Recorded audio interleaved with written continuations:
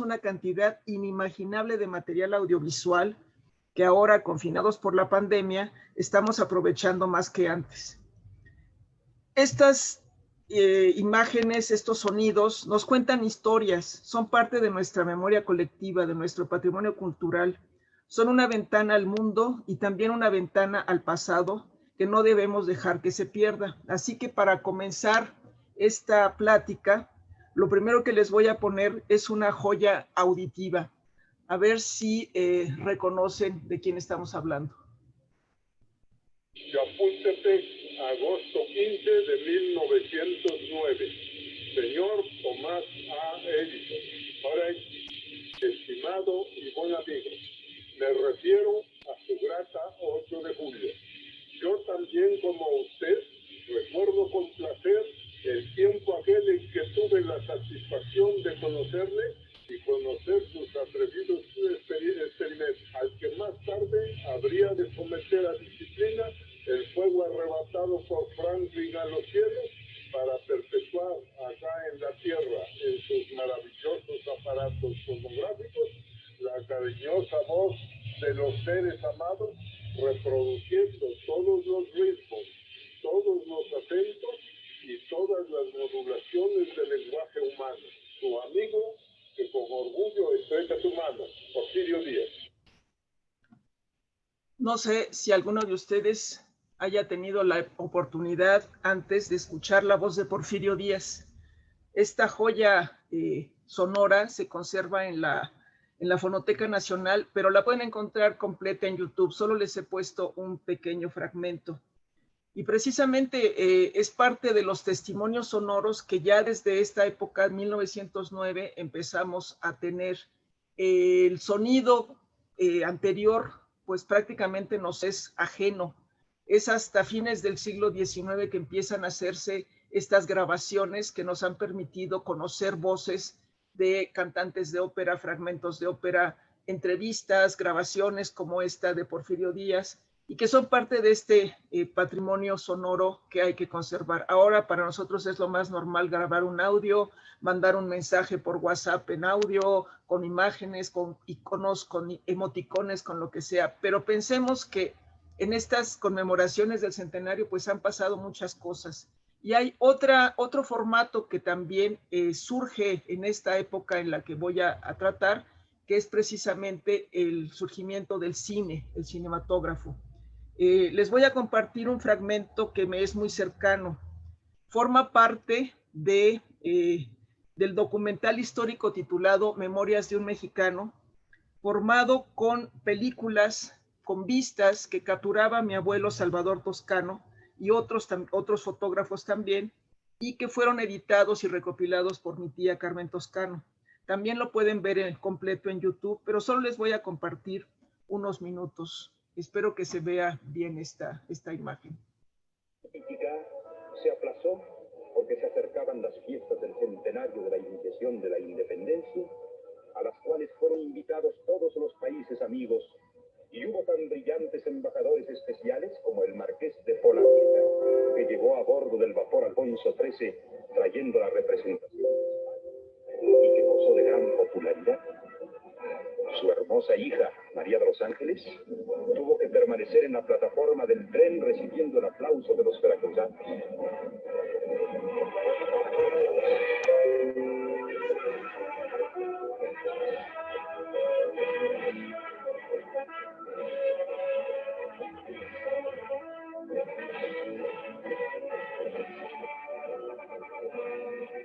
En México presentó sus credenciales al mismo tiempo que otros embajadores. Muchos de ellos, personas de gran cultura, se impresionaron grandemente con la visita que hicieron a Teotihuacán durante el Congreso de Americanistas el día 10 de septiembre.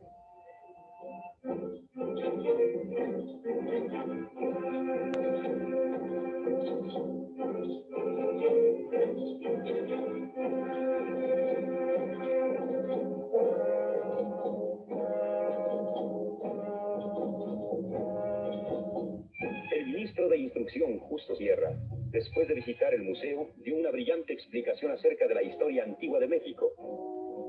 El general Díaz gustaba de exaltar las figuras ilustres, y con esa idea se proyectaron monumentos de los que fueron las primeras piedras, como el de Isabel la Católica en Chapultepec, que nunca llegó a construirse, el de Washington en la Plaza Dinamarca, donde habló el embajador Wilson, y el del sabio Pasteur en el jardincito frente a la estación Colonia. Todas las clases sociales participaron en alguna forma en las fiestas del centenario. Los niños en la jura de la bandera el día 6.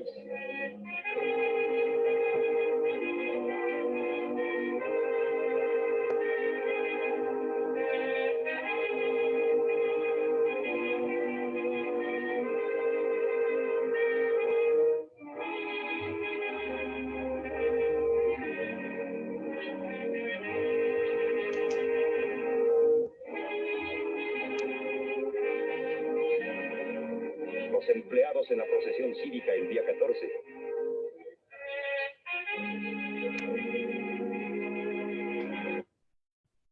Uy, perdón, algo pasó.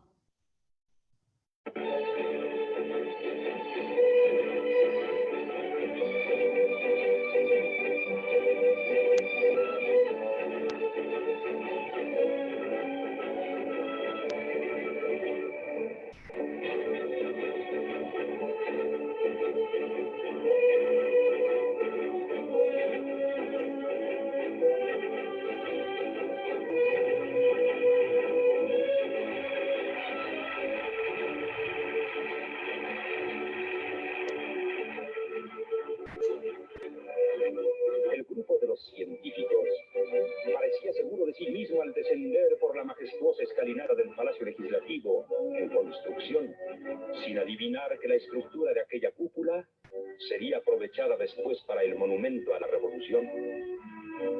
También paseó su aristocracia por los corredores del manicomio de la Castañeda en la inauguración de este edificio.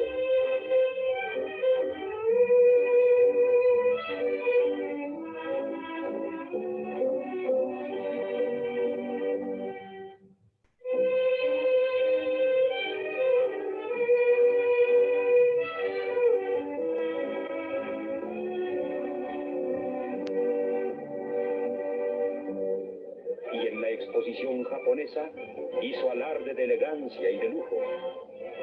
Fue un día inolvidable para las mujeres, como mi madre que gustaba de los vestidos suntuosos y de aquellos enormes sombreros con plumas.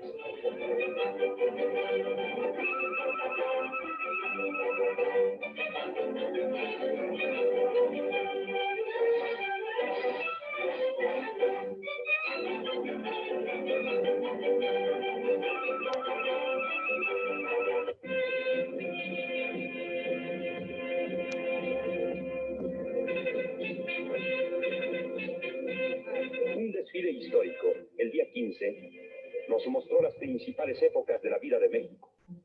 Aztecas, tlaxcaltecas. El emperador Moctezuma representaban la época prehispánica. Hernán Cortés desfilaba después, era la conquista. Luego los encomenderos nos recordaban la colonia, y por fin don Agustín de Iturbide, seguido del ejército trigarante, nos llevaba hasta la independencia.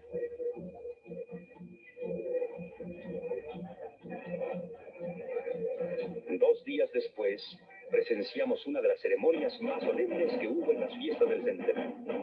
La entrega que hizo España del uniforme de Morelos y las banderas con que los insurgentes habían peleado contra los españoles. El pendón con la Virgen de Guadalupe que llevaba a Hidalgo a lanzar el grito de independencia. Sobre la cureña de un cañón fueron colocados el uniforme y la bandera, y una comitiva de generales encabezados por el marqués de Polavieja y el subsecretario de Relaciones, don Federico Gamboa, los escoltó hasta el Palacio Nacional, donde fueron entregados.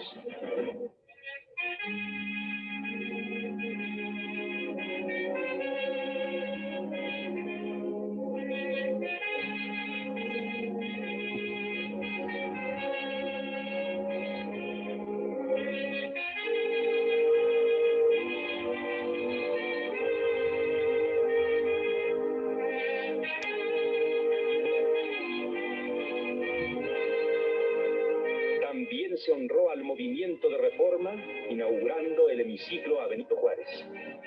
Tras una arenga lírica del poeta Luis G. Urbina, el presidente descubrió la placa e hizo la declaratoria.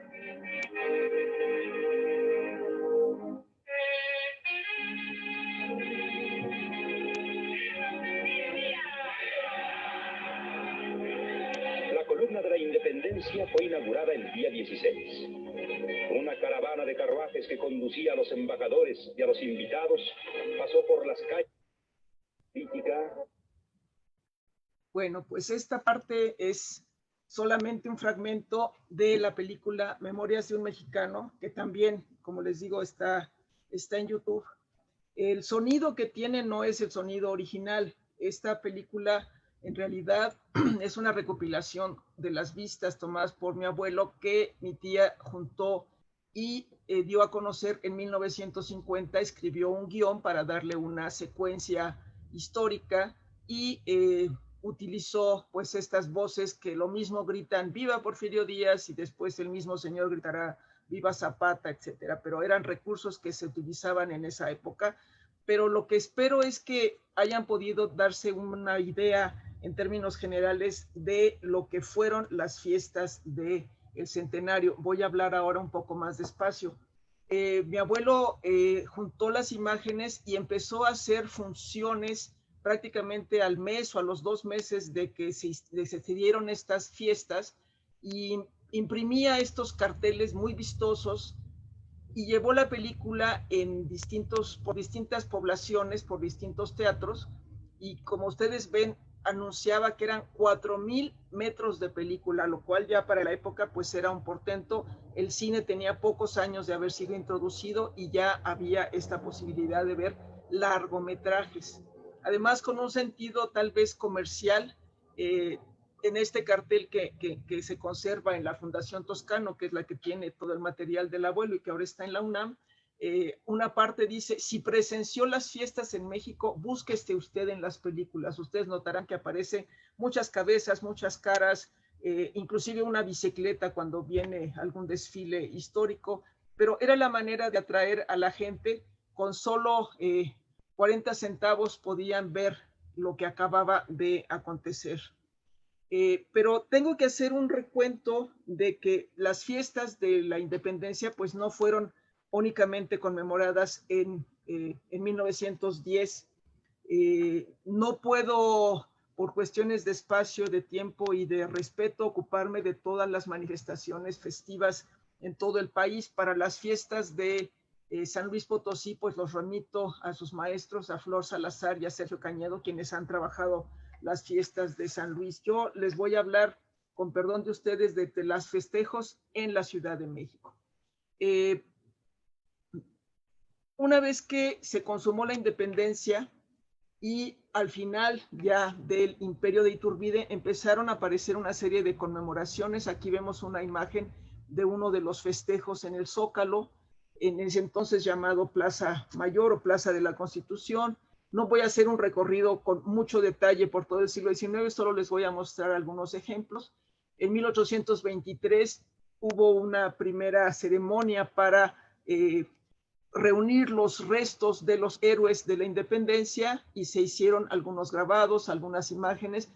Para la conmemoración de 1829 se hizo este precioso cuadro con arte plumario que está conservado en el Museo de Antropología. Después también las fiestas de septiembre aparecieron en los calendarios, se hacía algunas imágenes, se hacía una recopilación de la fiesta y de los sucesos de la independencia. Había también litografías, aquí se muestra una procesión que va hacia la catedral. Y ya en 1883 tenemos el registro de las primeras fiestas fotografiadas, que son las de 1883. Aquí tenemos parte de los desfiles cívicos y militares que se hacían por las calles del centro histórico. Esto es en la calle del 5 de Mayo, avenida 5 de Mayo, que nos muestran pues eso, los desfiles, la gente aprovechando no solo la vista desde los balcones, sino con pie a tierra. Y entonces viene ya este momento en que aparece la cámara que captura las imágenes. El abuelo recogía estas imágenes, las editaba y con pedacitos de la película iba armando como el guión para armar una historia más o menos congruente, y entonces juntaba algunas escenas y les ponía unos intertítulos que nos van enseñando, por ejemplo, aquí la parte del desfile histórico, Hernán Cortés, los tlaxcaltecas, la época virreinal, el ejército de las tres garantías. Estos uniformes que se utilizaron en el desfile histórico del centenario fueron expuestos en 2009 en el Museo de Arte Popular, en una exposición que se llamó Parafernalia de la Independencia, porque fueron conservados por alguna compañía de teatro que después los reutilizó. Entonces, aquí vamos a ver más o menos algunas imágenes de cómo eran estos uniformes que se conservaron y los que se utilizaron en los desfiles. Muchos de los indios que se utilizaron para representar a los tlaxcaltecas o a los mexicas, pues eran verdaderamente indígenas que provenían de algunas regiones cercanas a la Ciudad de México, que los trasladaron a la capital para el desfile con poca recompensa más que la comida de ese día. Les facilitaron el vestuario y los hicieron regresar. Para la parte de la conquista utilizaron estudiantes de la escuela, de la Facultad de Medicina, y aquí vemos en la parte de arriba la imagen del que representó a Hernán Cortés. Y no puedo evitar pues ya empezar a hacer comparaciones del desfile histórico que tuvimos en 1910, donde se empezaron a tomar algunas licencias. O sea, aquí el caballo que lleva a Hernán Cortés es un caballo de raza fina, prácticamente sin más adorno que la brida, y en cambio en el 2010 se tomaron la licencia de ponerle 2 cabezas al animal. A veces los adornos del caballo que se usaron en 2010 sí corresponden o son muy parecidos a los que se utilizaron en las fiestas del centenario, pero luego empezó a haber estas otras interpretaciones de la conquista, de Hernán Cortés, de la llegada de los españoles, de la conquista de América, del descubrimiento de América, que vimos desfilar por las calles de Paseo de la Reforma hasta el centro histórico, y que vimos en algunas representaciones que se hicieron en el Zócalo de la Ciudad de México. Aquí vemos un carro alegórico con unos muñecos que representan a los conquistadores, pero también vemos esta conjunción de cuestiones modernas, la cabeza del conquistador con su casco típico y una persona disfrazada, etcétera, etcétera, o aquí arriba los conquistadores caminando por un templete que se colocó en la Ciudad de México. Esta exposición a la que hacía yo mención, que estuvo en el Museo de Arte Popular, llamada precisamente Parafernalia e Independencia, exhibió algunas de las piezas que se conocen como parafernalia. ¿Qué es parafernalia? Bueno, parafernalia es un conjunto de elementos rituales o decorativos que rodean a un acto. El historiador polaco Krzysztof Pomian alude también a estos objetos con la categoría que él llama de semióforos. Ahí les he puesto la portada de una versión de Krzysztof Pomian, y con su vínculo para encontrarla en internet. Y es que él nos habla de cómo algunos objetos que nos rodean en la vida diaria pueden cumplir diferentes funciones y adquirir significados diferentes. En esta imagen, que es una de las tantas de la exposición, pues vemos unas armónicas, vemos unas medallas, vemos la etiqueta de un tequila. En esa exposición también estuvo el programa del desfile histórico o el programa en general del centenario. Hubo también estos paneles que nos mostraban las piezas más importantes, y también hubo pues estas cosas que nos da por coleccionar, desde postales hasta los platos conmemorativos. Y entonces quiero que presten atención a quiénes son los héroes que están representados en 1910.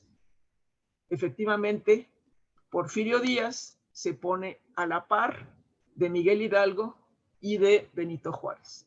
Y esta trilogía de héroes de la patria, como pone este anuncio de la fábrica de puros, aparecerá en partituras, en música, en todo tipo de imágenes. Es decir, Porfirio Díaz estaba pensando en que él era la tercera parte de, no quiero decirlo, pero como si fuera la tercera transformación, no hagamos ninguna comparación con la cuarta transformación actual, pero él era parte de ese proceso que había llegado a México desde la independencia hasta ese momento de orden y progreso que se estaba viviendo en el porfiriato. Hubo también otro tipo de manifestaciones, como por ejemplo música conmemorativa, ¿no? Hubo un concurso que se hizo y que ganó Luis Jordá para escribir un canto de la paz, para componer música, una cantata de la independencia. Hubo billetes conmemorativos como este que vemos aquí al centro.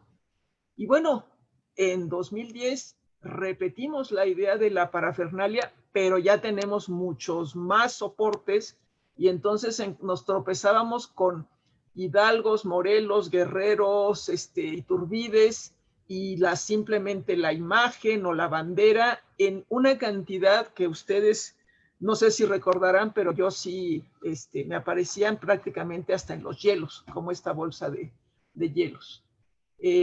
No faltaban, por supuesto, los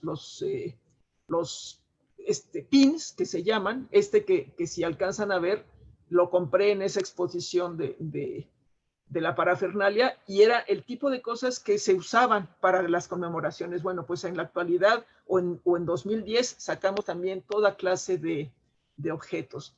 Por supuesto, sacamos los billetes conmemorativos, un billete para recordar el inicio de la Revolución Mexicana. Recuerden que en 2010 tuvimos un doble festejo, la Revolución y la Independencia. Entonces tenemos el billete de 100 pesos para conmemorar la Revolución y tenemos el billete de 200 pesos para conmemorar la Independencia. Dos rasgos interesantes en ese billete que todavía por ahí pueden encontrar, o los dos los pueden encontrar, es que se utilizó el formato vertical, cosa que no se había utilizado en los billetes con anterioridad, y que tiene una imagen religiosa. Está Hidalgo con su estandarte con la Virgen de Guadalupe. Y además también sacamos monedas conmemorativas de 5 pesos alusivas a la independencia y a la revolución.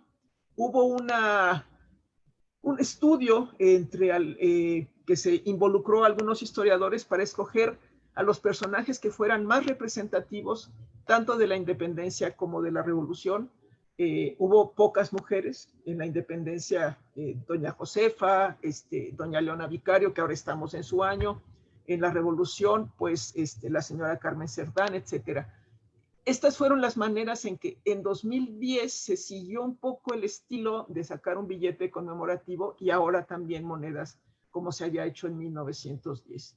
Y hubo toda clase de exposiciones de artesanías. Vimos a Hidalgo en terracota, en barro, en madera, pintado en blanco y negro, de frente, de perfil, en busto, hasta en dulces. Esta es una caja de dulces de la independencia donde uno se puede dar un mordisco a Miguel Hidalgo o a Agustín de Iturbide. Iturbide, es importante que lo mencionemos, aparece en estas conmemoraciones oficialmente en una moneda. Y me detengo en Iturbide porque a lo largo del siglo XIX, los festejos de la independencia estaban en función del gobierno que estaba en el poder. Si era un gobierno liberal, se conmemoraba preferentemente el 16 de septiembre, que era el inicio de la independencia. Si era un gobierno conservador, se conmemoraba el 27 de septiembre, que era la consumación, y entonces la figura era Agustín de Iturbide. Por azares de la historia, Agustín de Iturbide fue relegado un poco al olvido por haber tenido el atrevimiento, después de consumar la independencia, de ceñirse la corona de emperador, y entonces quedó olvidado. Pero en 2010 quisimos ser incluyentes y rescatamos a Iturbide. Yo quiero ver el año próximo, en el 2021, que sea el bicentenario de la consumación de la independencia, si le vamos a dar tanta importancia a don Agustín. Pero bueno, ya llegaremos a eso. Y también hubo formas interesantes de hermanar la independencia con la revolución. Aquí vemos a Hidalgo con su estandarte, a Morelos y el lema que se le ha atribuido a Zapata de tierra y libertad. Estos dos centenarios se unían en piezas artesanales que estuvieron en el Palacio de Iturbide exhibidas. Algo interesante en la conmemoración es que se busca materializar la historia. Y precisamente lo que tratamos de hacer es poner vestigios materiales que nos recuerden a un personaje o a un suceso. Y entonces estamos conmemorando en 1910 la independencia de México y encontramos varios monumentos, varias estatuas, varios ejemplos de personajes ligados a la independencia, ligados a la revolución, pero simplemente también personajes de trascendencia histórica. En este mapa de un artículo que publiqué en Historia Mexicana y que comparto con ustedes y lo pueden encontrar, pues marco un poco la localización de los monumentos. Esto es el bosque de Chapultepec y esto es el Paseo de la Reforma. El Paseo de la Reforma desde la época de Porfirio Díaz, por iniciativa de Vicente Rivapalacios, se quiso convertir en un libro abierto de la historia, donde hubiera manifestaciones materiales de los principales momentos. Y entonces iniciaba con, ¿quién creen? Con Cristóbal Colón, ese que acaban de quitar para protegerlo. Bueno, pues ahí iniciaba la historia y después de Colón, que era el descubrimiento, venía la época de la conquista y entonces tenemos el monumento a Cuauhtémoc. Después no nos llegamos a poner de acuerdo con la época colonial y dejamos una palmera. Después vino el monumento a la independencia, del que voy a hablar, y después se pensaba poner algo de la Reforma que después se convirtió en el hemiciclo a Juárez. Pero aquí lo que quiero mostrarles es precisamente esta columna de la independencia, también la primera piedra para un monumento a Isabel la Católica, la que financió, se puede decir, uno de los viajes de Colón, y luego tenemos otras muestras como el monumento a Pasteur, el monumento a Washington, el monumento a Garibaldi, el monumento a Humboldt y el hemiciclo a Juárez. Pero vamos por partes. Isabel la Católica pues tenía esa virtud de haber sido la reina de Castilla y Aragón cuando Cristóbal Colón emprendió el viaje que lo trajo a encontrar estas islas conocidas originalmente como las Indias. Bueno, pues entonces Isabel la Católica era parte de lo que nos había dado el inicio del descubrimiento de la llegada del encuentro de dos mundos. Todavía esa discusión del encuentro de dos mundos no estaba tan en boga, pero como parte de estos festejos del centenario, el gobierno español, a través del Marqués de Polavieja, que ustedes ya vieron en la película, hizo parte de unas ceremonias y aquí se puso la primera piedra de lo que sería planeado como el monumento a Isabel la Católica. Ese monumento quedaría en donde hoy está la Estela de Luz y nunca se llegó a concretar. Lo único que se hizo fue ponerle el nombre de Isabel la Católica a esta calle del centro histórico, que antes solo lo llevaba en 2 cuadras y después se extendió por los kilómetros que llega a abarcar en la actualidad. Esto se hizo el 9 de septiembre. El 10 de septiembre, como vieron en la película, todos los invitados que habían venido de distintos países se fueron a las pirámides, pero al día siguiente, el 11 de septiembre, la colonia norteamericana hizo patente que había querido donar una estatua de su héroe nacional, que es George Washington, y la idea era colocarla frente a este edificio que era la Embajada Norteamericana, que está en la actual Colonia Juárez, y aquí vemos una parte de los discursos y del evento en el que se coloca la primera piedra. Finalmente se llegó a poner el monumento, se inauguró hasta 1912, hasta el 22 de febrero. Pero en algún momento de la historia más reciente, el monumento fue desterrado de esa zona y fue llevado a la segunda sección de Chapultepec, donde está actualmente el monumento a Washington. También los franceses quisieron ser parte de un regalo por estas fiestas del centenario, y ellos escogieron a Louis Pasteur como el personaje francés representativo, y también se colocó la primera piedra del monumento en lo que fue el jardín de la estación de trenes de Colonia. La estatua se inauguró hasta 1911, la cual sigue todavía por ahí y está afuera de la actual sede del Senado. Casi no se ve por las manifestaciones y los campamentos que se suelen poner alrededor, pero ahí sigue estando Louis Pasteur bastante bien preservado.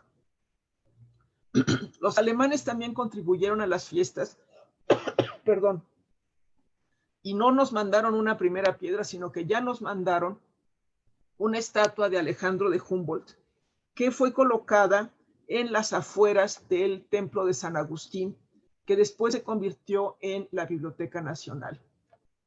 Este está en el cruce de Isabel la Católica y Venustiano Carranza, y sigue estando la estatua de don Alexander de Humboldt ahí en ese lugar. Posteriormente nos regalaron también los italianos una estatua de Giuseppe Garibaldi. Pusieron la primera piedra el 20 de septiembre en esta plaza, que es la Plaza Río de Janeiro, que está en la colonia Roma. Estas colonias, la Juárez, la Roma, eran parte del crecimiento de la ciudad, que iba ya un poco hacia el poniente. Ya empezaban estas urbanizaciones y ahí se colocaban los monumentos. Finalmente, el monumento a Giuseppe Garibaldi se inauguró hasta 1921 y todavía persiste un poco descuidado, ya sin placa, y está en Avenida Chapultepec, cerca de Avenida Cuauhtémoc.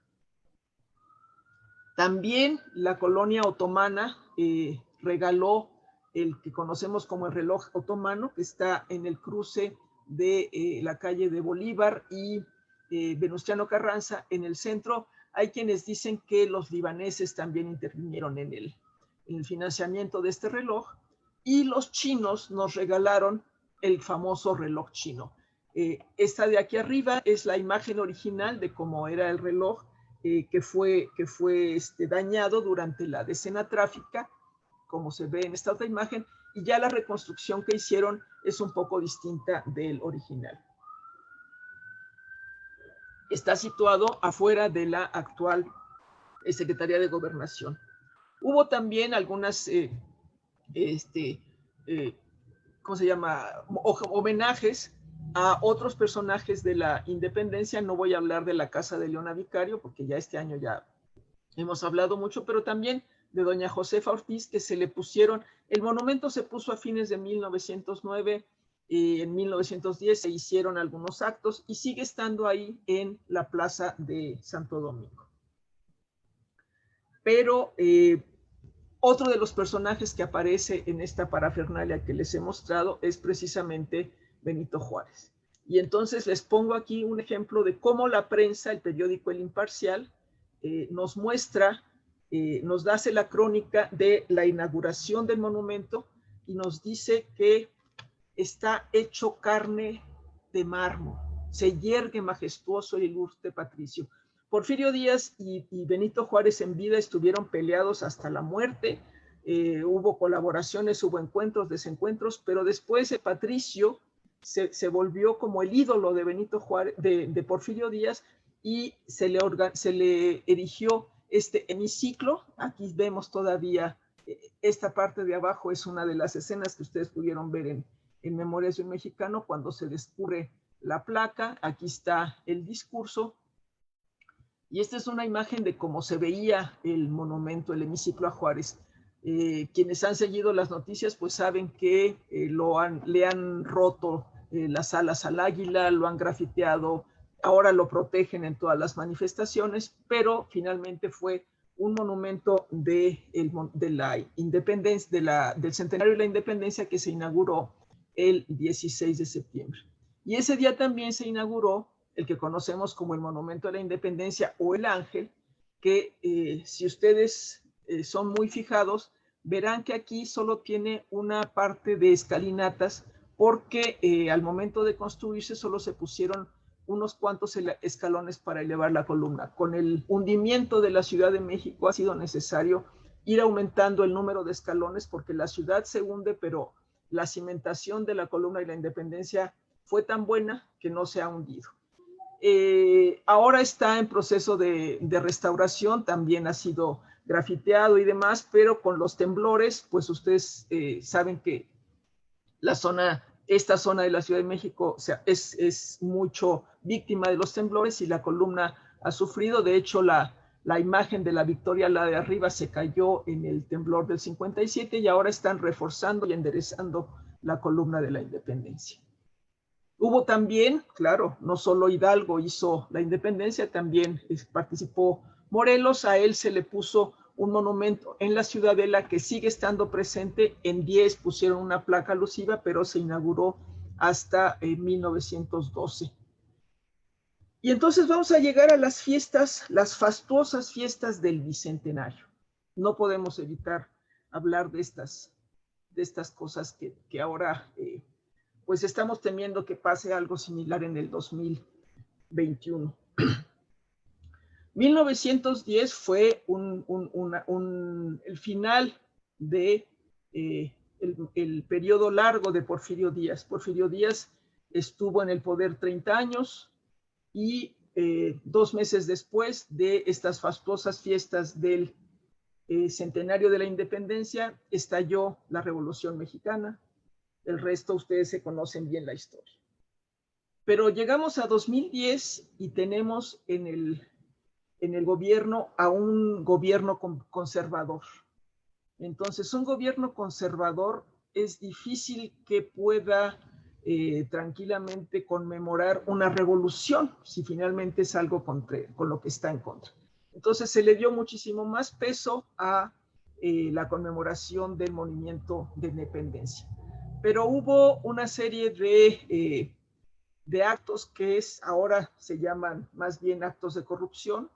Se sacó un concurso para establecer un arco triunfal, que no es una novedad. Los arcos triunfales siempre conmemoraban la entrada de personajes importantes o algún hecho importante, y queríamos ser muy originales y sacamos un concurso para hacer un arco triunfal que se colocaría ahí en Chapultepec.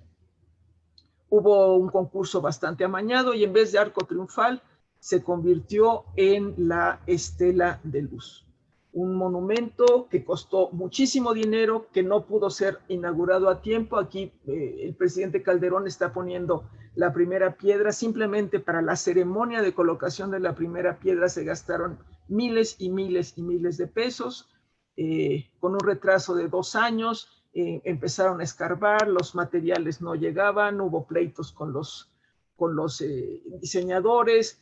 Finalmente se llegó a inaugurar y se le conoce más bien como un monumento pues a la ignominia, a la corrupción, y en vez de ser una estela de luz, pues es un monumento a la opacidad. Se han encontrado muchas cuestiones de corrupción en la construcción de ese monumento, y es una estructura que, bueno, coloquialmente se le llama la suavicrema, ¿verdad?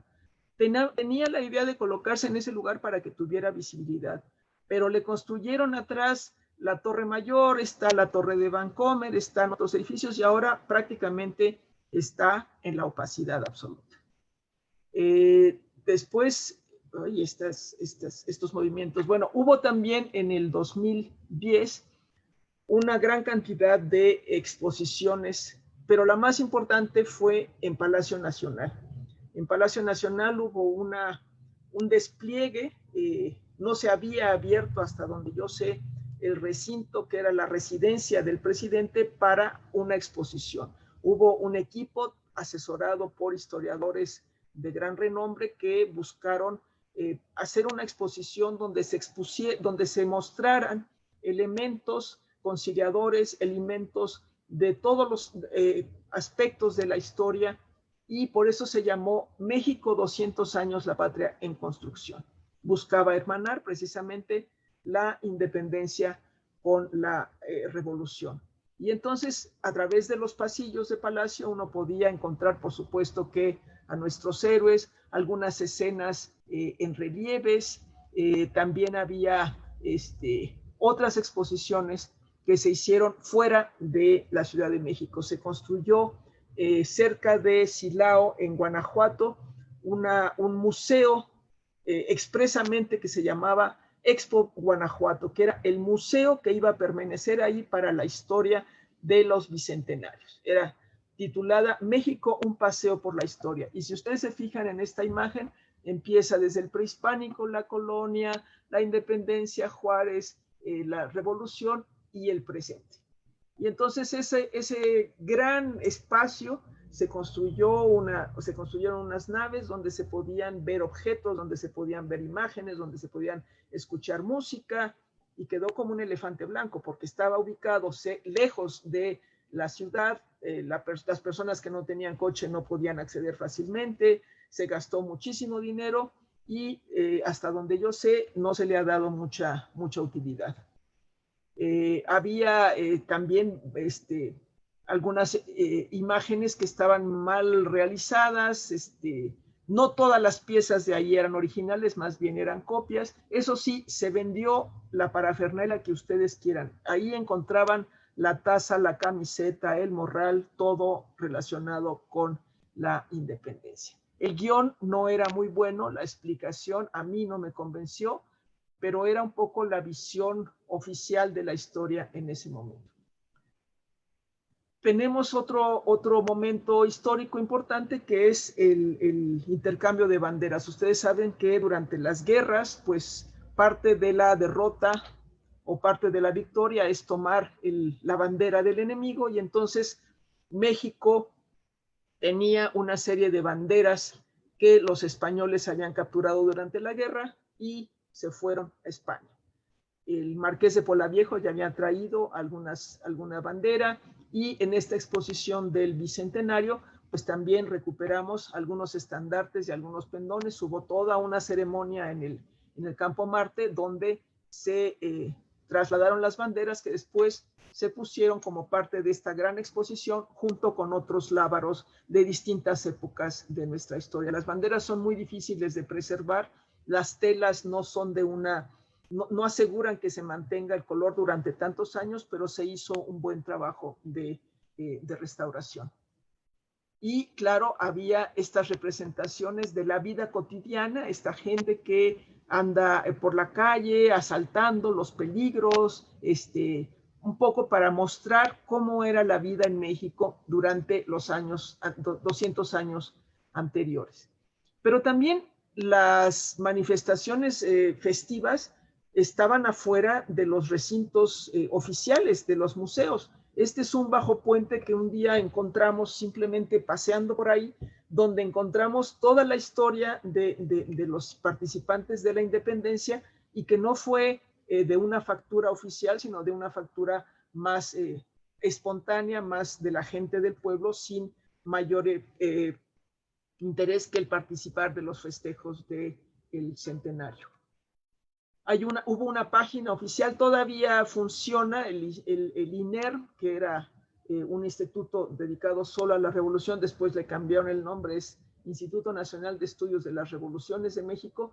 Nos llevaba la cuenta regresiva de cuánto faltaba para conmemorar el bicentenario de la independencia y el centenario de la revolución. Tenía toda clase de publicaciones, no solo libros, sino preguntas y la posibilidad de interactuar con esas páginas. Ya no funciona, todavía de vez en cuando se puede acceder.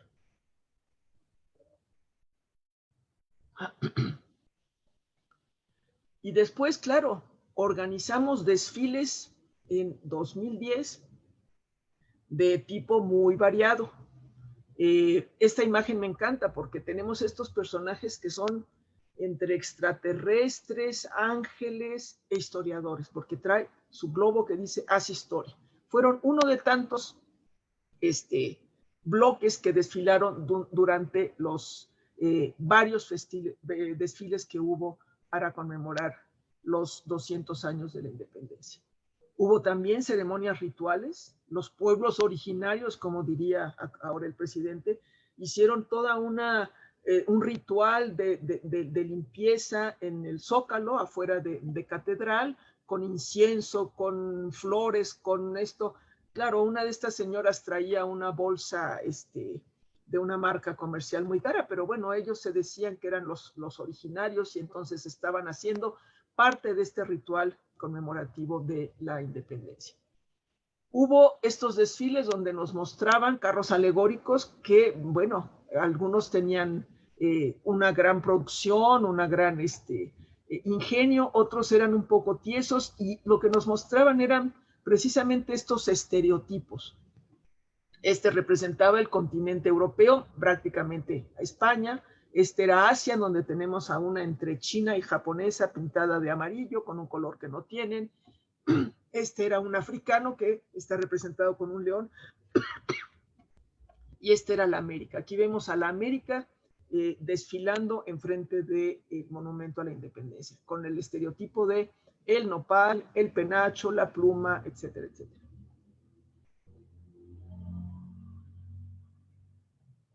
Lo mejor fue este desfile que fue el 25 de abril, que era un desfile para niños y donde inflaron unos globos al estilo norteamericano como el desfile de Thanksgiving de Macy's.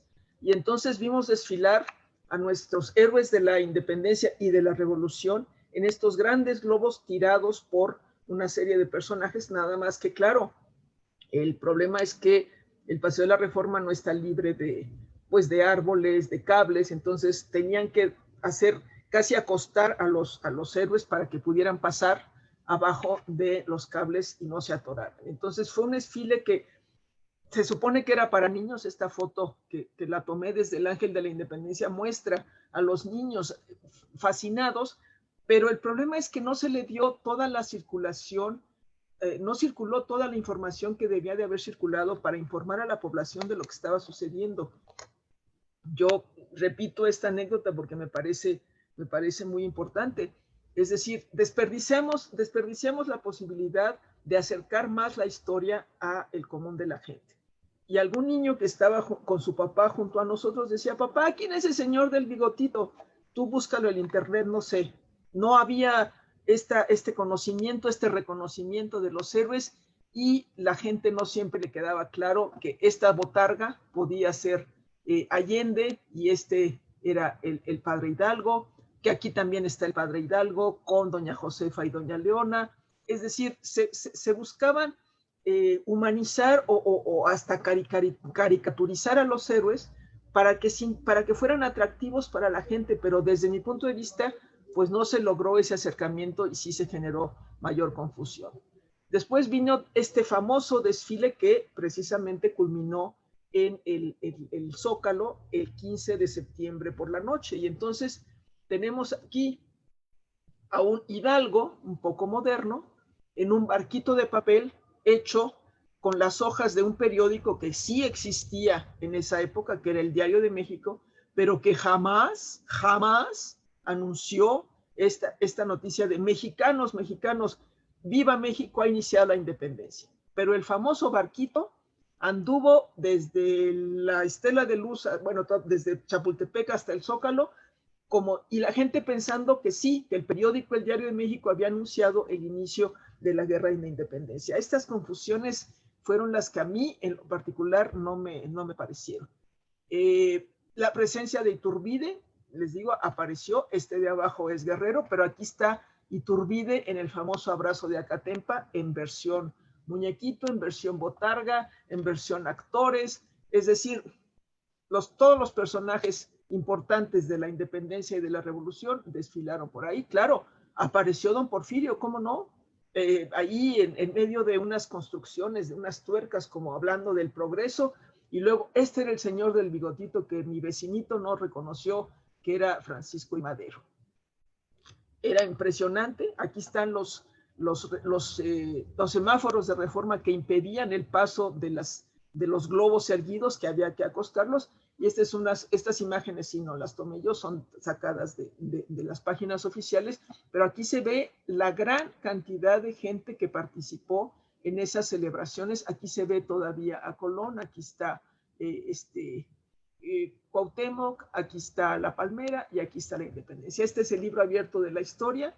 en el que sí hubo mucha participación ciudadana. En ese gran desfile, yo les tengo que decir que junto con mi marido estuvimos desde las 12 del día sentados en el suelo del Zócalo para poder ser testigos de ese monumental desfile, y vimos cómo llegó el famoso coloso, el coloso ese que mucha gente ni entendió quién era, lo identificaron con un personaje de la revolución, paseó en fragmento y después se armó. Hubo cosas que no eran fácilmente entendibles. En el día nos fuimos preparando, en la noche teníamos toda esta multitud vitoreando a los festejos, y estas chicas que están aquí, todas con un uniforme, nos estaban tratando de ensayar la canción ganadora del concurso de la canción del Bicentenario. Ustedes no sé si recuerdan, pero era se habían quebrado la cabeza, y decía sha-la-la-la-la-la al son del Bicentenario. Entonces las chicas nos estuvieron tratando de enseñar la coreografía, porque al momento preciso nos habían repartido unas capas y unas palitos con luces. Teníamos que todo el Zócalo hacer una coreografía, y la gente empezó espontáneamente a cantar El Cielito Lindo. Eso sí, era algo que ellos identificaban como algo mexicano, y las pobres chicas se tuvieron que bajar de sus sillitas y esconderse porque la gente no respondió a esa imposición de un festejo del Bicentenario con una cosa que no les decía nada, y empezaron a cantar El Cielito Lindo, con lo cual la piel se puso chinita, y eso sí fue un rasgo de identidad mexicana. Hubo un despliegue de luces, fuegos artificiales, cohetes, tomadas desde todas las partes que fueran visibles. Se gastó mucho dinero en ese festejo.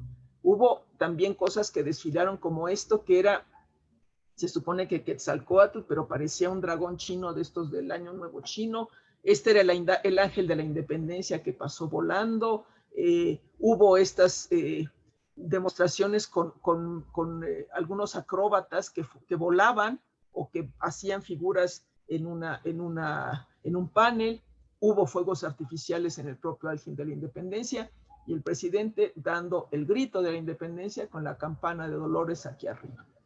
Hubo también estas nuevas cosas que ya no están tan de moda, pero que hace unos años era una gran novedad, que era el mapping, cuando se utilizan los edificios para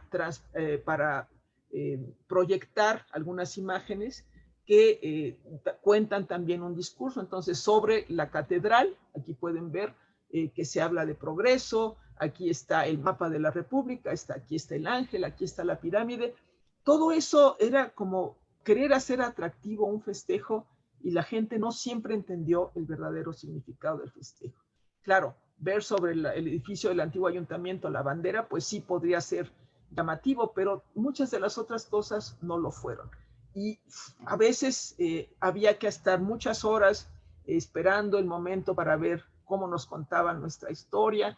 Era un despliegue muy impresionante, pero no sé si la gente entendió cuál era el motivo, qué se estaba celebrando, o simplemente fue un show más financiado por el gobierno. Las imágenes de los barcos estaba bien hecho. O sea, este edificio, Palacio Nacional, que tiene una estructura, pues aquí transformaba en un mar con olas y con barcos, o inclusive aquí, ahora que se acerca el Día de Muertos, aparecían algunas calaveras. En fin, hubo un gran despliegue. Hidalgo lo vimos hasta en la sopa.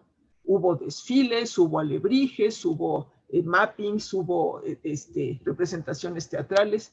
Y entonces llegamos al otro tema escabroso, que fue el rescate de los huesos de los héroes que nos dieron patria. Rescate de los huesos que estaban en la columna de la Independencia, en unas urnas, con más o menos cierta identificación, con los nombres en una parte. Es un pedazo muy, muy reducido, pero finalmente el presidente fue, sacaron con todos los soldaditos las urnas, nos las mostraron, hicieron un gran desfile, perdón, para llevar los huesos de los héroes que nos dieron patria al castillo de Chapultepec. Ahí vemos al presidente Calderón con una cara que dice mucho. Y entonces sometimos a los huesos a un proceso de identificación, de conservación, y nos llevamos algunas sorpresas, porque resultó que había huesos de mujeres donde se supone que eran hombres, había huesos de ciervo, y entonces hubo una cantidad de chistes que no me atreví a ponerlos, pero en fin, se hizo la identificación. Hay un par de volúmenes publicados por el INAH que nos da cuenta de todo el proceso, pero una vez que ya estuvieron identificados, otra vez salieron a la calle y los fuimos a llevar a Palacio Nacional, a esa gran exposición que ya conocemos, en lo que fuera en su momento el recinto legislativo dentro de Palacio Nacional, en un espacio muy oscuro para ayudar a su preservación. Allí se colocaron los huesos de los héroes. Y después de un tiempo de estar expuestos, otra vez los sacamos, otra vez los llevaron los soldados por las calles y regresaron a la columna de la Independencia. Y entonces, Iturbide va a estar de moda el año que entra. Iturbide, aquí vemos una imagen de la famosa entrada del Ejército Trigarante, que está reproducida en este panel en una de las calles del centro histórico, en la calle de Gante. Casi nadie voltea a verlo. No sé si ahora para el bicentenario lo vayan a rescatar. Los restos de Iturbide se quedaron en Catedral, donde siempre estuvieron.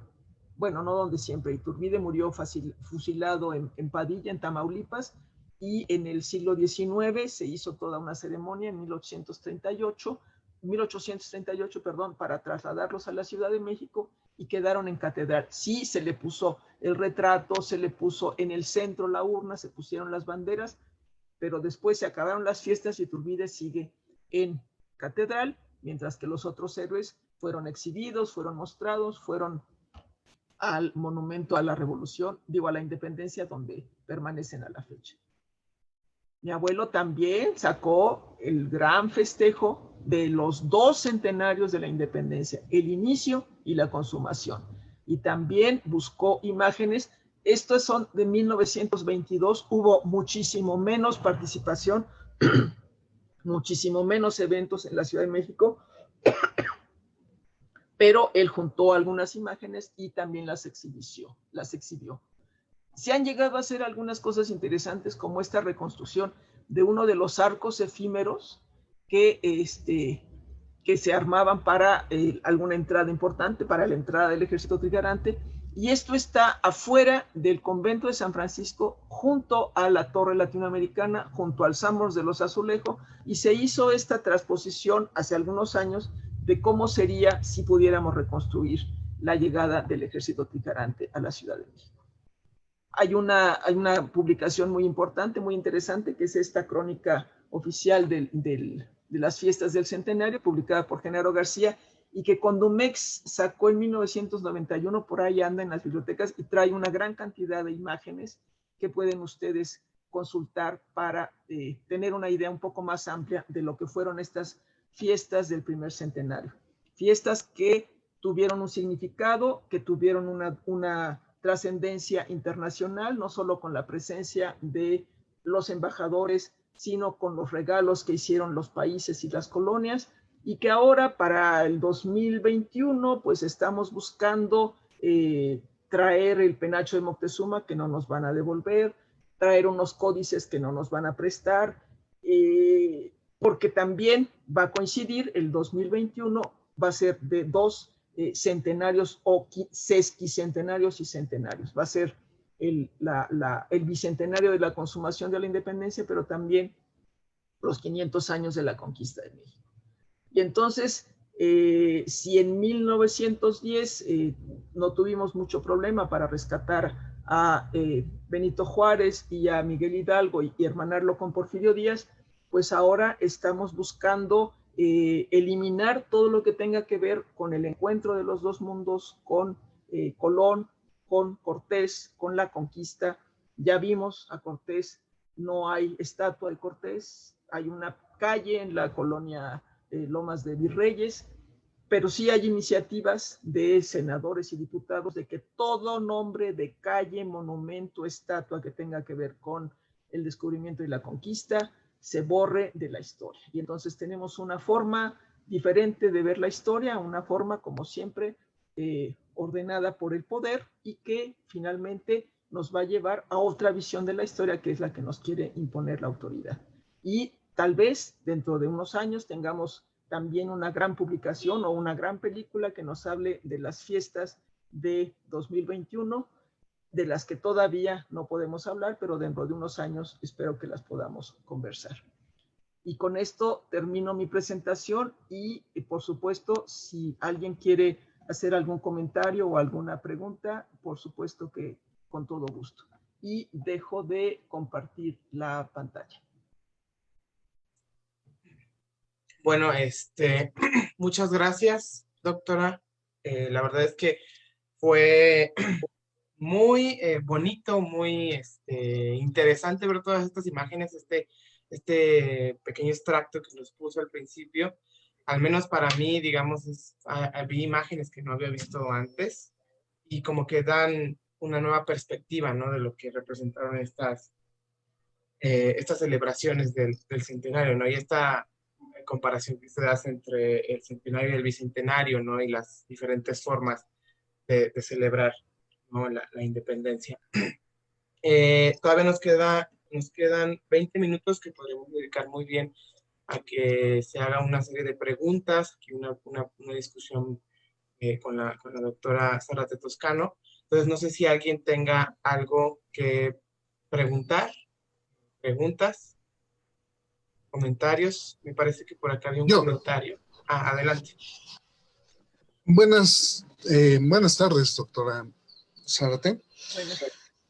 Me parece interesante la parte de los festejos del bicentenario y del centenario de la independencia. Y me parece que durante el sexenio de Felipe Calderón se perdió una oportunidad bastante importante, bastante inmejorable, como para darle un realce más al espíritu que conlleva estas celebraciones. Es decir, que se pudo haber tomado otro tipo de decisiones en cuanto a los festejos, en cuanto a la conmemoración, y considero que, bueno, se pierde esta oportunidad para afianzar más una identidad que se tiene. Incluso lo comentaba usted cuando intentaron hacer festejo de la canción del bicentenario y todos empezaron a cantar la de Cielito Lindo. Eso me parece que es una parte importante, puesto que se toma al Cielito Lindo como un foco de identidad nacional. Eso es a lo que voy. Y, por cierto, muy buena plática. El tema está muy interesante como para hacer un análisis. Esto. Muchas gracias, Luis. Sí, el Cielito Lindo es más conocida como parte de la identidad, como lo es La Llorona, como lo es otro tipo de música que la gente pues trae adentro. Y a mí lo que me gustó mucho fue la espontaneidad. O sea, alguien empezó mientras estaban, a ver, repitan, sha-la-la-la-la-la, y alguien empezó de la Sierra Morena y el de junto lo siguió, y de repente ya, cuando menos la parte del Zócalo donde yo estaba, se empezó a cubrir. Televisa y las televisoras oficiales que estaban transmitiendo desde arriba del Palacio del Ayuntamiento no escucharon eso y no dijeron gran cosa, pero yo que lo viví puedo dar fe de eso. Por ahí tengo grabaciones y eso fue lo que a mí me gustó. Es decir, frente a una imposición de la memoria, la gente reaccionó de manera espontánea. Y eso es lo que a veces son estas fiestas oficiales. Es decir, hay esta imposición de la memoria, vamos a conmemorar a este año, a como dé lugar a Leona Vicario, porque es el año de Leona Vicario, como fue el año de Guerrero, como fue el año de Juárez, y hay estas otras conmemoraciones más espontáneas. Ese bajo puente con los héroes de la independencia, ese no lo mandó a hacer ningún gobierno ni ninguna delegación, los vecinos consideraron que era su contribución a los festejos. Y eso es lo que es importante, porque finalmente lo que se impone pues no siempre es bien recibido por la población. Acá está Gerardo Morales Jasso. Levantada la mano. Adelante. Hola doctora, bueno, pues la saludo desde acá, desde San Luis. Yo de hecho hice la tesis de licenciatura sobre historia ya hace algunos años, digo sobre la historia de la independencia, y pues ahí tengo alguna referencia sobre uno de sus textos, porque pues lo que hice fue tratar de analizar los anacronismos que a veces se repiten, ¿no? En estos festejos, en tratar de unificar un proceso tan largo, tan complejo, en sintetizarlo en esto de la independencia. Y ahorita pues estoy metido de nuevo poquito en este tema, porque pues lo que está haciendo este presidente es plantear como espuria la celebración del bicentenario del 2010, ¿no? O sea, ahora va a haber un bicentenario 2021. Entonces, o sea, es una oportunidad para dar una relectura, es una oportunidad que los historiadores no podríamos desperdiciar para realizar distintas reflexiones de distinta naturaleza, y pues obviamente, pues difundir la historia, ¿no? Que es el germen de nuestra identidad. Creo que esto es bastante interesante, y entonces, por lo tanto, ¿usted qué cree que sería recomendable para los historiadores, estudiantes de historia, profesores, y para los que están ahorita tratando de generar esta pues celebración institucional para el próximo año? ¿Qué recomendaciones se podrían hacer? Ustedes son estudiantes de historia, ustedes conocen el pasado, ustedes pueden contribuir a que estas celebraciones estén bien sustentadas. Es decir, cada vez que alguien que está en la silla del poder hace una declaración errónea, pues hay que salir a demostrar que está equivocada. No es que haya una verdad histórica absoluta, pero tampoco se pueden tergiversar los datos, no solo con anacronismos, sino confundir a decir que la esposa de Porfirio Díaz era Margarita Maza, por favor. Entonces, tenemos que tener mucho cuidado, y tenemos nosotros como historiadores que mantener el rigor para hacer una historia apegada a la verdad, fundamentada en fuentes históricas. Ustedes pueden sacar artículos, pueden sacar tesis, pueden dar conferencias, pueden ayudar a difundir esta historia hecha con fundamento y no esta historia oficial que, bueno, a lo mejor alguno es llamado para asesorar a alguna autoridad. Pues háganlo, por favor, enséñenles cómo debe de ser la historia, y hay que aprovechar esta oportunidad para que la gente se acerque a la historia y le tenga gusto. Desafortunadamente, mucha gente le tiene tirria a la historia porque sabe que solo hablamos de fechas y nombres, y que si en tal fecha pasó tal cosa, y entonces nos hacen aprendernos esas cosas, y esa no es la historia. Entonces yo, la recomendación que les hago a ustedes que están estudiando una carrera, que se van a volver profesores, investigadores, museógrafos, restauradores, van a difundirla en la prensa, en la radio, en la televisión, en los blogs, hagan una historia a conciencia bien hecha. Esa es mi recomendación y mi petición. Ustedes están a tiempo de hacer una buena generación de historiadores que pueden contribuir a que la historia se enseñe como debe ser.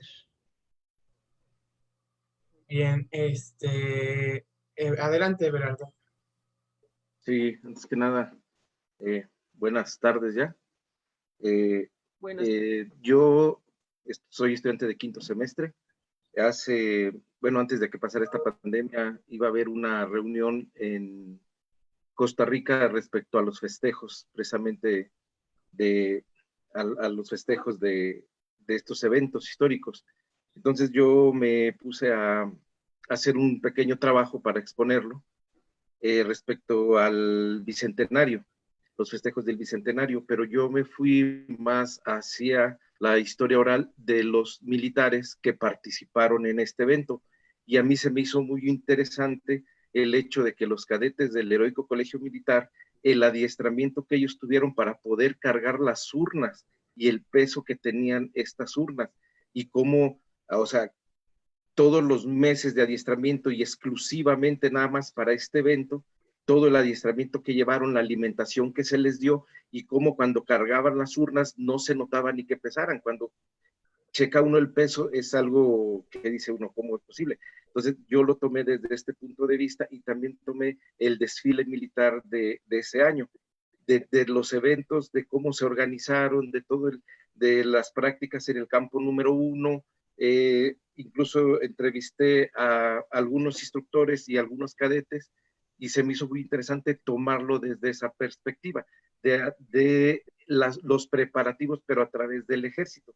A mí se me hizo algo muy importante y también, claro, lo que representaron en este desfile, pues es la historia oficial, como lo sabemos, los carros alegóricos, y también me causó mucho interés cómo escogían al personal para cada papel. Por ejemplo, en el caso de Benito Juárez, escogieron a una persona con los rasgos de este señor, de don Benito Juárez, y todos eran soldados, todos eran militares. Entonces, esta parte de esta disciplina que ellos tienen o sea, su disciplina castrense, como aplicada a un evento histórico, pues funciona. A mí me gustó cómo funcionaba, cómo cuidaban muchos detalles, todo era muy bien sincronizado. Entonces, no sé si o sea, yo quiero hacer un trabajo enfocado, pero en esta parte, o sea, a las personas que participan en estos eventos.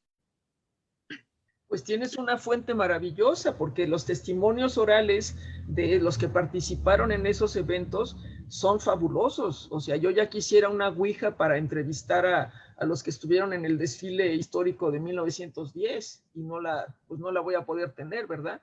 Pero yo creo que tú tienes un material muy importante, puedes sacar una investigación más grande que una simple ponencia como la que pensabas llevar a Costa Rica, puedes sacar una tesis y se pueden aprovechar estos testimonios que nos hablan de los detalles, de las minucias que no siempre conocemos de cuando se organiza estos festejos.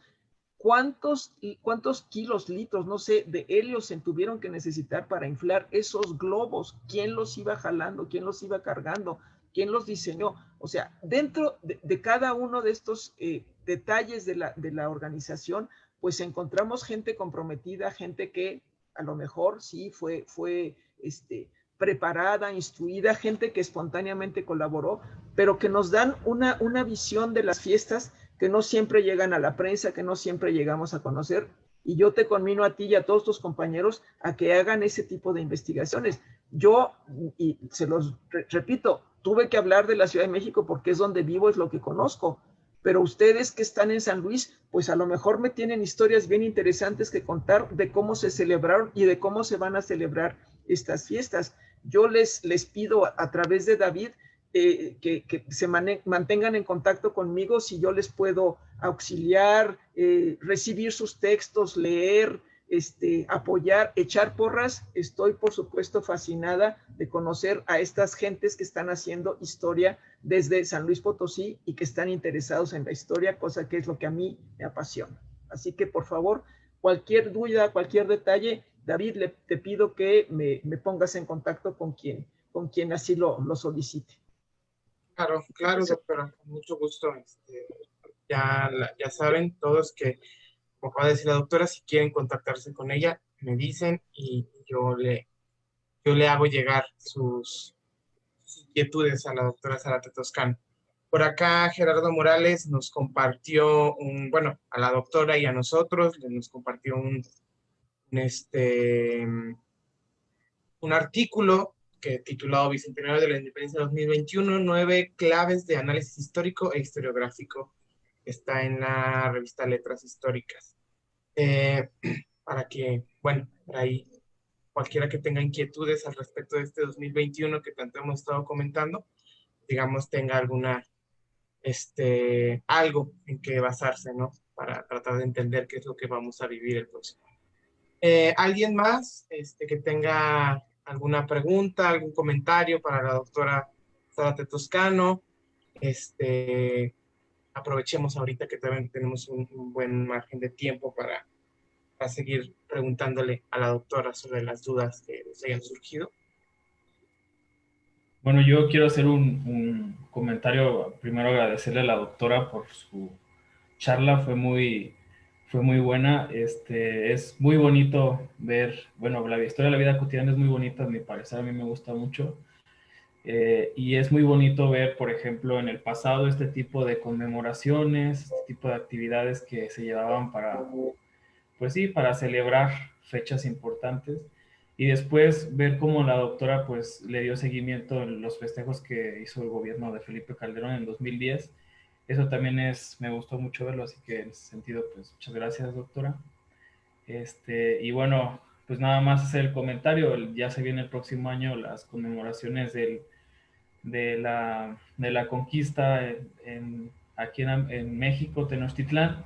También lo de Iturbide, a mí me llamó mucho la atención lo que mencionaba de Iturbide. Yo no sabía mucho sobre esto de los huesos de Iturbide que no se sacaron de donde estaban, no se mostraron junto con los demás héroes, y pues eso habla de la forma en la que se maneja el discurso histórico. Mañana vamos a tener una plática con el doctor Will Fowler, que es uno de los que menciona, por ejemplo, habla de Santana, ¿no? Mucha de su obra. Él dice que pues, está vilipendiado y eso es una muestra, bueno. Pero pues en ese sentido de lo que va a pasar el año que entra, doctora, usted, ¿usted qué espera? ¿Espera que, ya vemos que el discurso histórico de este gobierno ha sido un poco objetivo, por un lado, de querer eliminar escenas del pasado que incomodan hoy en día? Pero usted ¿qué espera de los próximos festejos? El doctor Arturo Reynoso, en una plática que tuvimos el lunes sobre los mitos de la conquista, ya lo decía, que ya se vienen agitando las aguas en todos esos sentidos. Entonces, bueno, me gustaría saber qué espera usted, doctora. Y felicidades. Muchas gracias, Ismael.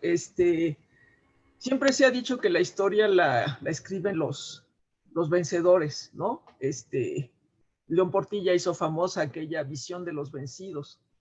Y como les digo, no hay una sola versión de la historia, ni hay una sola perspectiva. Hay distintas maneras de verla y de abordarla.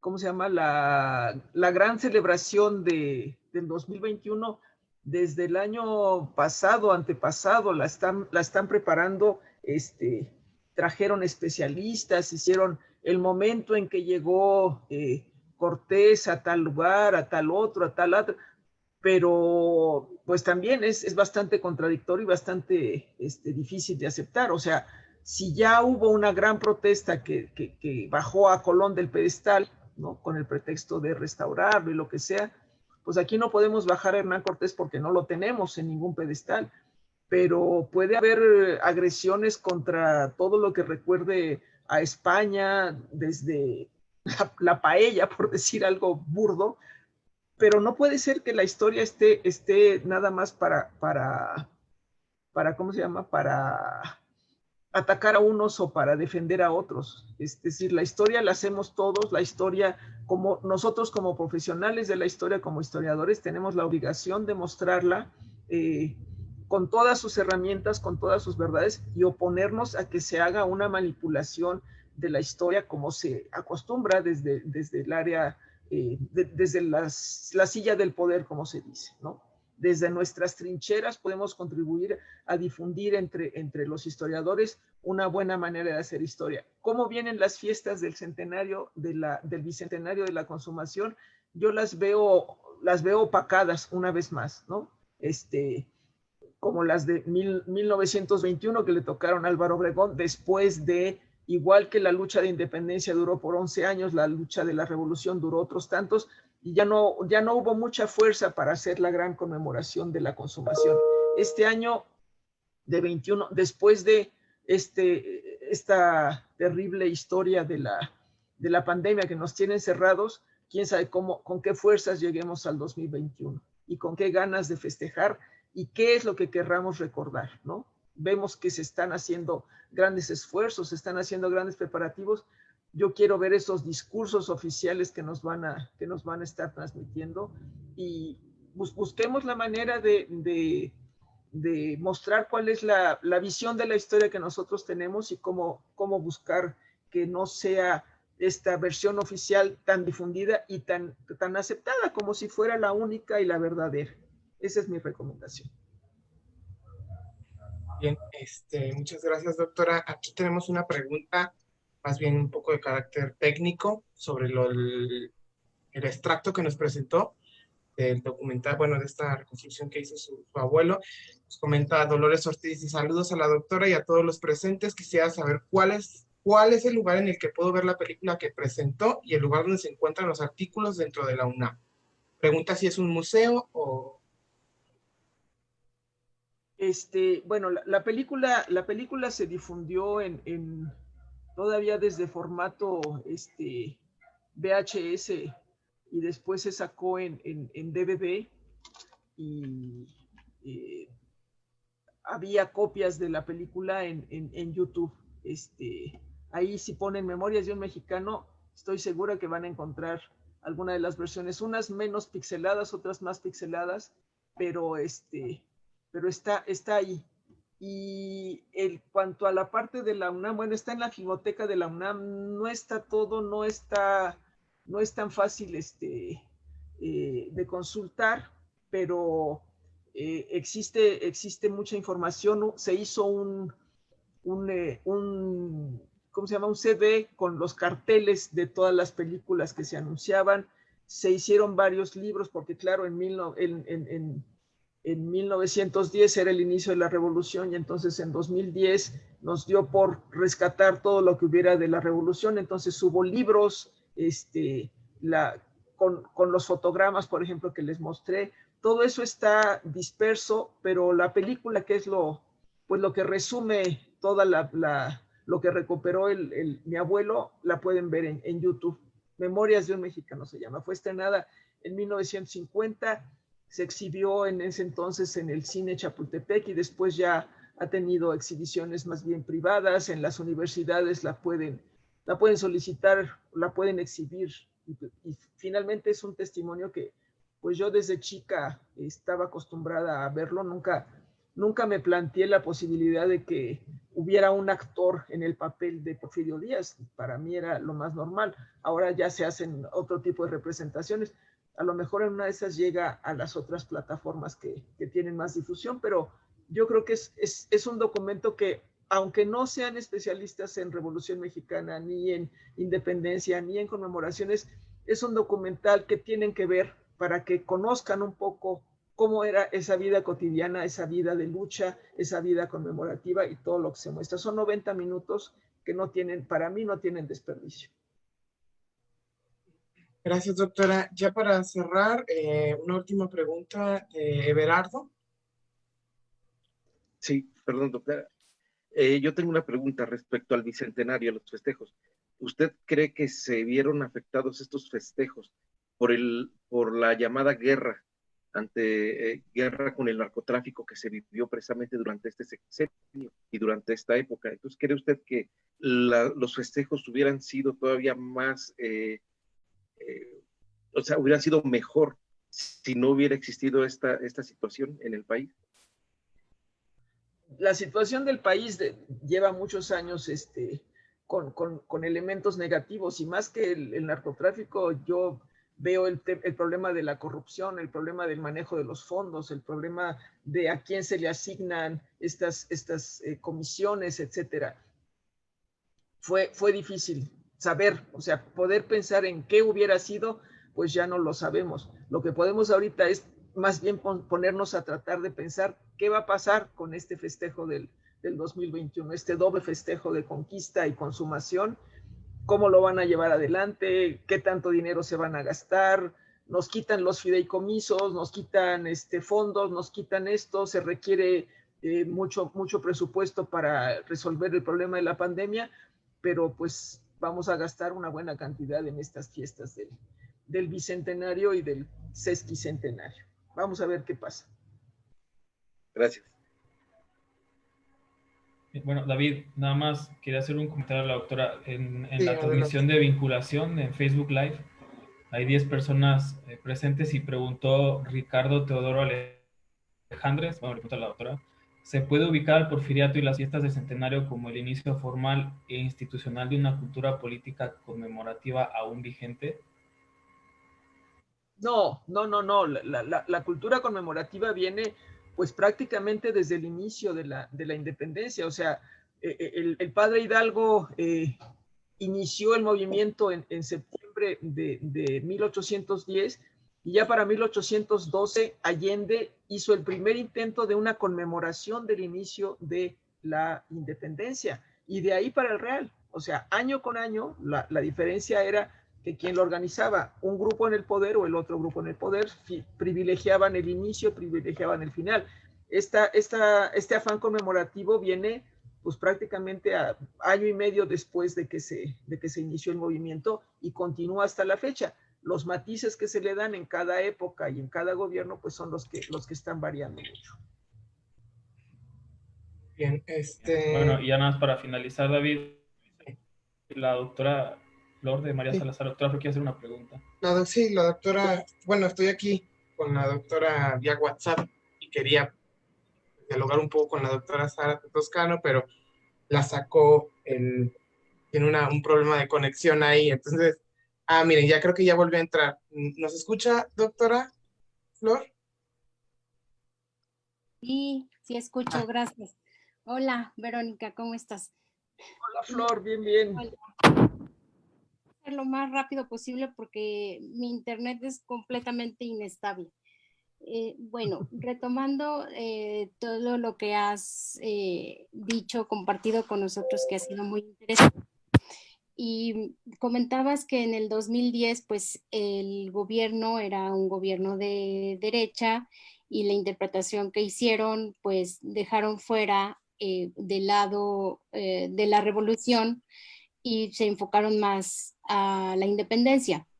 Y en este año, en el 2020, y vamos a pasar al 2021, bueno, pues el gobierno actual que se autodenomina o se autopercibe como de izquierda, en realidad tampoco creo que sea precisamente de izquierda, ¿cómo crees que va a posicionar o va a marginar a Agustín de Iturbide en la conmemoración de los 200 años de la consumación de independencia?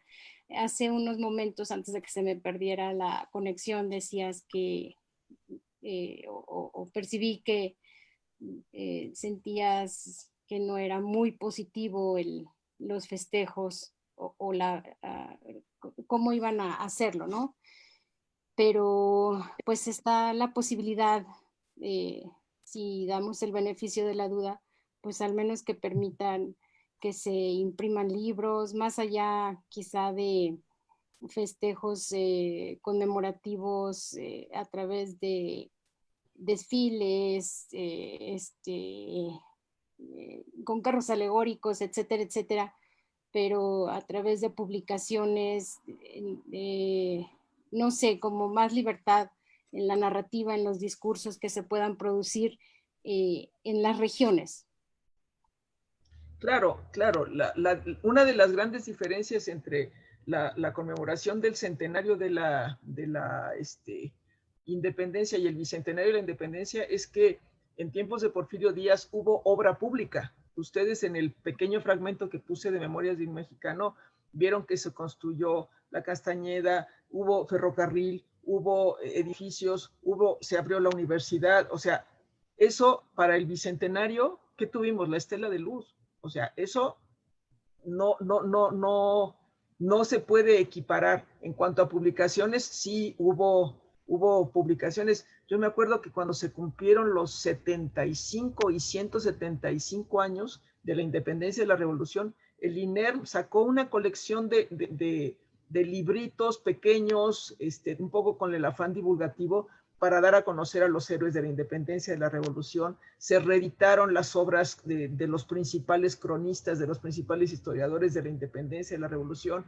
El año 2010 también hubo esta explosión de las imprentas con algunas publicaciones, unas más afortunadas que otras, pero la situación económica actual y la situación de pandemia no creo que nos permitan llegar a esos niveles de producción editorial y de producción académica. Hemos estado encerrados, los archivos están encerrados, hay muchas cosas que no nos creo yo que no nos van a permitir, que si van a privilegiar a unos héroes sobre otros, ya lo están haciendo. No tuvimos que esperar hasta hasta este año o hasta el año siguiente para saber qué va a pasar con Iturbide. Ya vimos que Leona Vicario ya desplazó a doña Josefa, en fin, ya estamos viendo quiénes son los héroes que están seleccionando la cúpula del poder para resaltar algún participante de los movimientos. Pues ahora vamos a esperar, no van a exaltar a Hernán Cortés, ya están exaltando la parte prehispánica, los pueblos originarios. Le estamos pidiendo al Papa y al Rey de España que se disculpen por habernos venido a civilizar.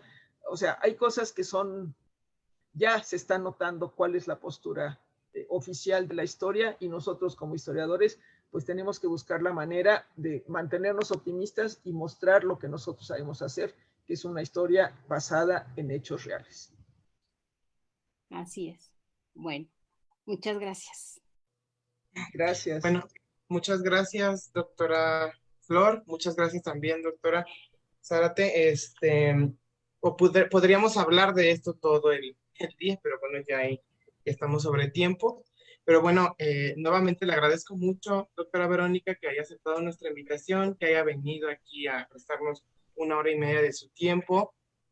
Le agradezco mucho a las casi 60 personas que estuvieron viéndola aquí en Zoom y en Facebook Live. Entonces, muchas gracias también a todos los que participaron. Los espero más tarde en Facebook Live para la presentación del libro del doctor Alexander Betancourt. Y pues no me queda nada más que agradecerle infinitamente, doctora Verónica, por haber estado aquí. Muchas gracias por la invitación y mucho gusto de conocerlos, aunque sea en cuadritos en Zoom. Buenas tardes. Buenas tardes, doctora. Hasta luego. Hasta luego. Hasta luego.